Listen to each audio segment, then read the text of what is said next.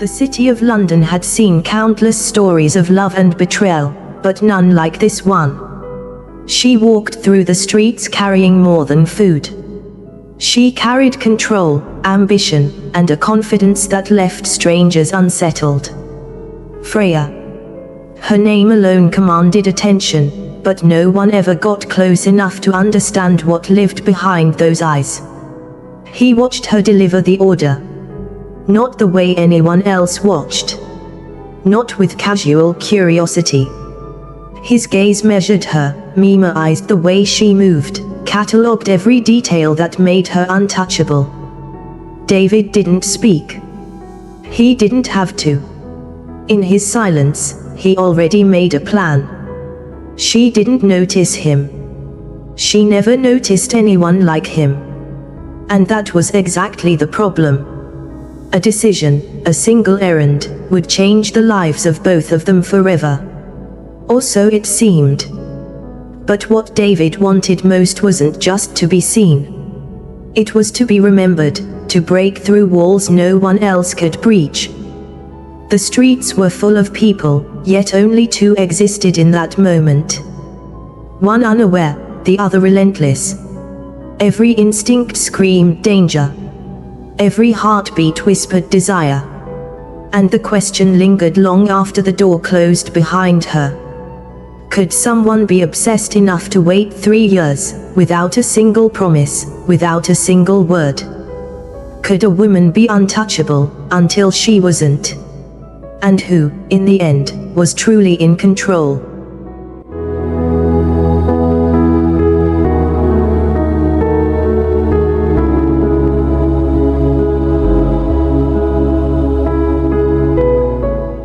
The streets of London glimmered under a drizzle of rain, each puddle reflecting a city that never waited. Freya navigated the alleyways on her scooter, her mind 100 steps ahead of anyone else's. She didn't deliver food because she wanted to, she delivered because no one else could. The order wasn't ordinary. The customer wasn't ordinary. When the door opened, she saw a man standing there, calm, calculating, as if he had been waiting for her. David. His eyes lingered, tracing the lines of her face, memorizing her movements. Not a word passed between them, but the energy in the room shifted. He smiled at nothing, as if the world had condensed into this doorway. She handed him the food, professional, unshaken, unaware that every small motion would be remembered, analyzed, and catalogued. After she left, she didn't notice the faint sound of his laughter echoing behind her. Could someone's gaze change your life without a single word?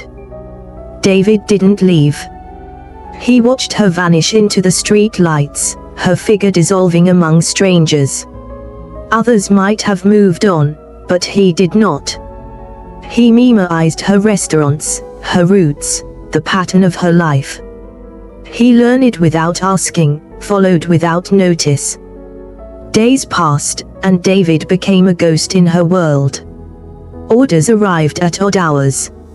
He joined her restaurant's loyalty program, left tips that hinted at knowledge no customer should have. Freya noticed nothing. Yet the sense of being observed gnawed at her subconscious. Something about this man was not ordinary. And instinct whispered that he would not vanish like the rest. How much of what you see is real, and how much is being orchestrated? David appeared at her gym, not as a customer, but as a presence. He trained hard, watched carefully, and never overstepped. Freya saw him in fleeting glances, noting discipline and persistence, but nothing more. He existed at the edge of her attention, never intrusive, yet impossible to ignore. She didn't trust him. She didn't need him. She didn't want him. And that made him all the more dangerous. Could someone break through a fortress built on success and caution, and if they could, would you welcome them in? Weeks blurred into months. David appeared at her restaurants, joined her gym, lingered at local cafes she frequented. Each move was calculated, subtle, invisible to everyone else, but she began to notice patterns. Then came the first anomaly. A note slipped under the door of her office: "You are more than the world sees. I see it too." Freya's pulse quickened. Threat. Flattery. Intrusion. She couldn't tell. And that uncertainty made him more potent. When someone watches without permission, does it mean obsession or protection? Freya traveled to the Lake District for solitude, thinking distance would break the invisible chain. But there he was, standing at a cafe overlooking the water. No pretense. No introduction. He just existed in her space, silent, controlled, watching. She felt anger, irritation, suspicion. She also felt curiosity. Why had he followed her? How did he find her? Every instinct screamed retreat, yet something in the way he looked at her suggested patience beyond reason. Could someone exist in your life without invitation, and still feel unavoidable?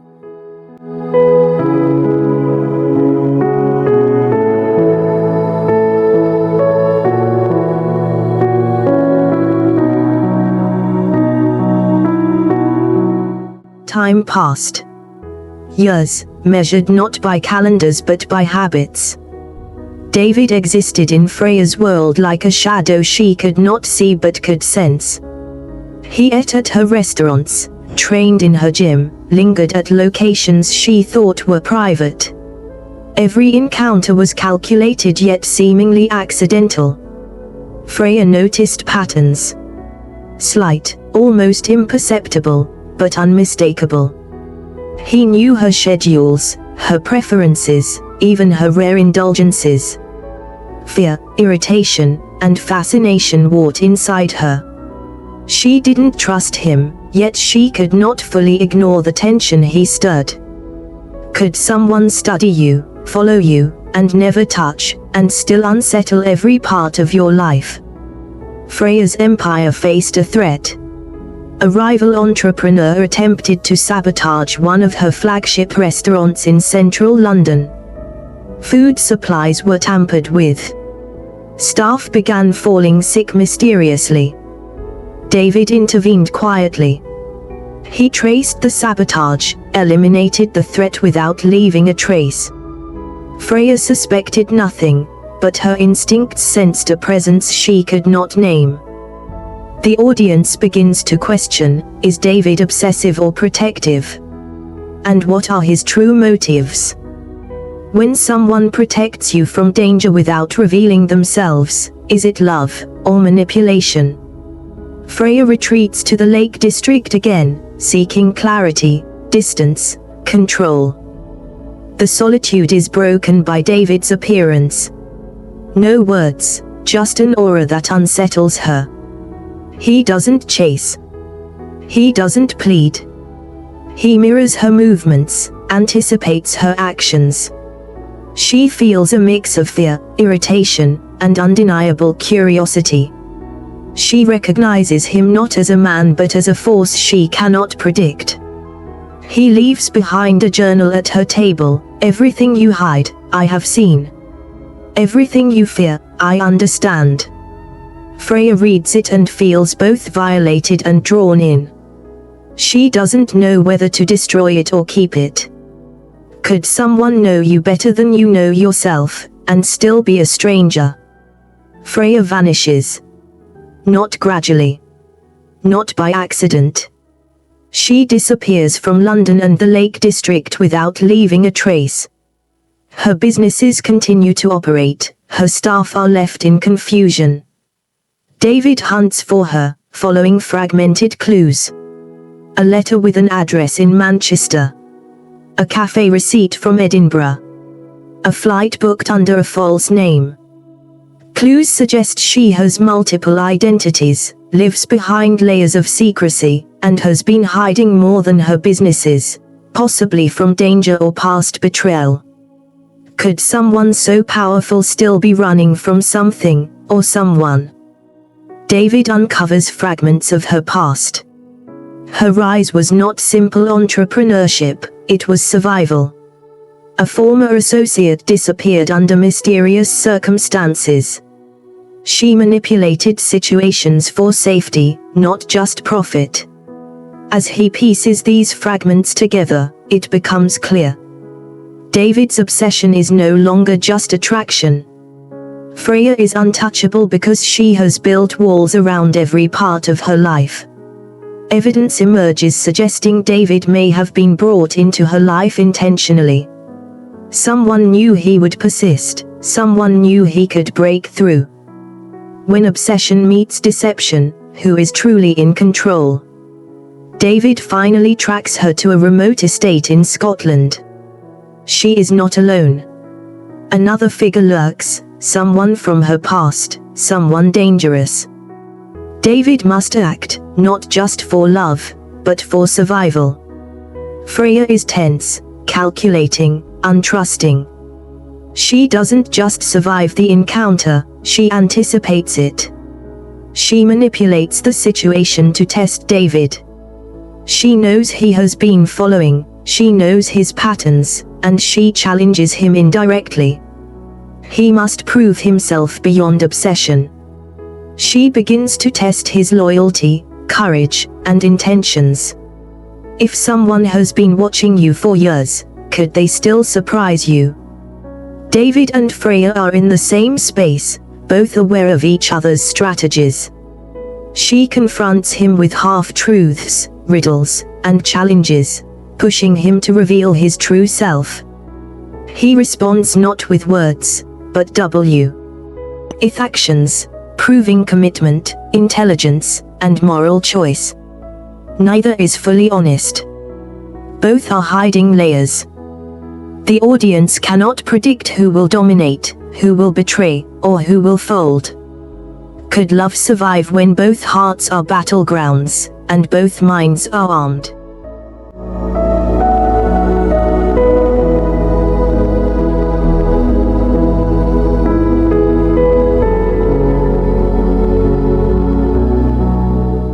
David finally tracks Freya to her secret estate in Manchester. The air is tense, thick with unsaid words. She doesn't greet him. She doesn't acknowledge his pursuit. She watches him enter, eyes sharp, calculating, measuring every reaction. Freya has built layers of control around herself, walls of charm, authority, and secrecy. David has learned her rhythms, anticipated her defenses, but uncertainty gnaws at him. She reveals he isn't the only one observing her. A shadow from her past, a rival, a former ally, someone with their own vendetta, waits unseen. Could you trust someone you've been chasing for years, when both of you are pawns in a larger game? Freya begins to expose pieces of herself, each revelation cutting deeper. She is not just a successful entrepreneur, she has been manipulating her world to survive threats no one can see. Some of her businesses serve as covers for something bigger: protection, information, leverage. She tested David, observing his persistence, loyalty, and resilience. David's obsession collides with the truth. He is no longer a casual pursuer. He is entangled in her life, her secrets, and possibly her dangers. He discovers that someone in his past, someone he trusted, has been feeding him information about Freya, orchestrating his pursuit. His devotion was never purely choice, it was manipulated. When love and obsession are entangled with deception, who is really free? The hidden rival from Freya's past emerges, attempting to strike her empire. The situation escalates.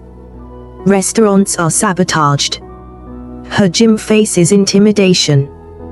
David is forced into action, not for attention, but survival. Freya watches him navigate danger. She is impressed, irritated, and calculating. She begins testing him, pushing him to make choices that reveal his true character. The rival knows of David's devotion and attempts to manipulate him. David is trapped between protecting Freya and being exploited by enemies. Could you protect someone whose life is built on secrets, without losing yourself? Freya and David confront each other in private. Words are minimal, tension is psychological. Each reveals truths partially, testing the other's intentions and capacity for trust. Revelations hit like thunder. Freya knew of David's persistence from the beginning. She allowed him to enter her life to evaluate his loyalty. David's own past is intertwined with forces he cannot escape, forces that now threaten both of them. They realize that everything, obsession, pursuit, attraction, has been manipulated by unseen forces. Love is no longer simple, it is strategic, dangerous, and unpredictable. When everything you believed about love is manipulated, can it survive? The rival strikes directly at Freya, intending to eliminate her permanently. David acts decisively, not just with strength, but with strategy, intelligence, and emotional risk. Freya uses her skills, cunning, and resources to survive. The climax unfolds as a tense, multi-layered struggle. Physical danger, emotional confrontation, psychological chess. Freya realizes she cannot control everything. David is not just a pursuer, he has become essential to her survival, not only emotionally, but practically. Could survival and desire exist in the same heartbeat? Freya must choose. Continue her life alone, preserving control and secrecy. Risk vulnerability and trust, letting David share her life and secrets. David must decide. Walk away, knowing the game was never fair. Commit, knowing danger, uncertainty, and deception will follow. Freya accepts David. They leave London together, assuming new identities. Love becomes a partnership forged through obsession, trust, and survival.